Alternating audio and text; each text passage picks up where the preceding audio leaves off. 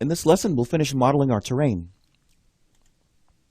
Okay, so let's finish out the terrain. I'm going to add some more depth to our area here because we're going to be adding water in just a little bit. So what we can do for this area is I can come back in here, double click on this side, come to our smooth tool again, and we can decrease our radius so we can get inside that bed there. I'm going to say 20 feet, and I'm just going to kind of randomly increase the depth of our water bed here. Come to this area and do the same. Again, there's no really, a little bit of random, trying to be a little bit natural and organic with it. I don't want it to look too planned and too orthogonal here.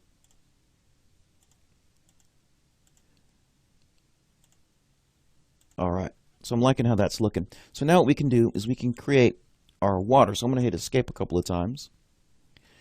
And to do the water, we need to do a couple of measurements. So I'm going to measure the overall distance of this area here that we've been kind of sculpting, which is 230.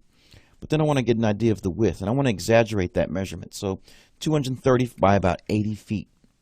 Let's grab our rectangle. So I'm going to say 230 feet, comma, 80 feet. Perfect. So now, while we're here, double click on it. Right click, make it a group. Go to the drop down, add it to your water layer. Go to the paint bucket, grab the deep water, and paint it. And we'll get out of this paint bucket view. So now it's really just a matter of moving it over. Now when I move this over, I'm going to try my best to stay on this. Let's see what axis is the green axis. So we'll grab it, we'll say move. I'm just going to try to stay on the green axis here. And we'll move it along this way on the red. So now we should have our water in place. And it does. It creates these really nice organic looking watered surface with these organic looking banks, which is exactly what I want. Now if you ever have issues getting this placed, you can simply grab that triangle or that rectangle we just drew, grab any corner, and kind of, as long as you're following that blue axis, you can adjust how your water looks and to make sure your banks are organic. So we can move this up an additional 2 feet if we wanted to. Let's see how that looks. Looks good. So it's all about getting your shape in place, your depth, your banks, and then create that rectangle you can then kind of hide in there to create that organic form. So let's finish out this side here. So I'm going to double click it, use our smooth tool. This time I'm going to do a giant radius of 60 feet.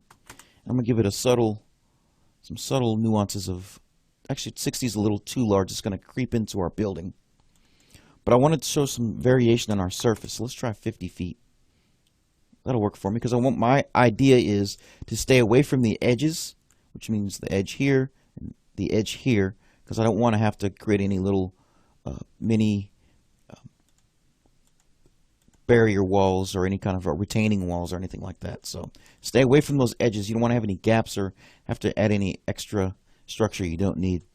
And to do that, you could just adjust your radius here. So I'm already switching to another radius so I can fit over here.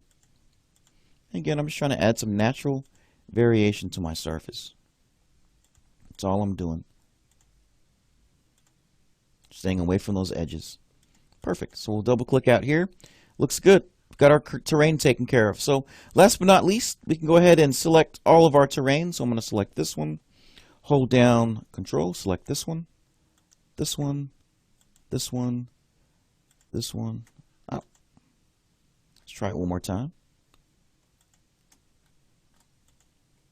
And all we're doing is terrain, basically all our green. Right click on it, and then we're going to go to smooth and soften your edges. Click both for smooth normals as well as soften coplanar, and move this all the way to the edge.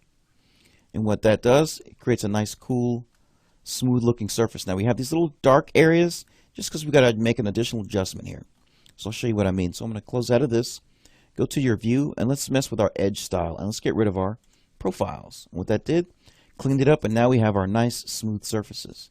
So anything extra I'm going to get rid of that can be distracting or kind of get in the way of what we want to do.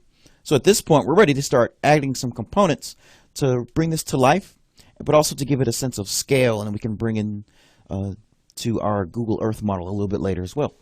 So in the next lesson we'll start working with some site components, and I'll also show you the benefit of setting up our layer here where we had trees, because I'll show you how not having layers can affect the performance of your modeling. So I'll meet you in the next lesson.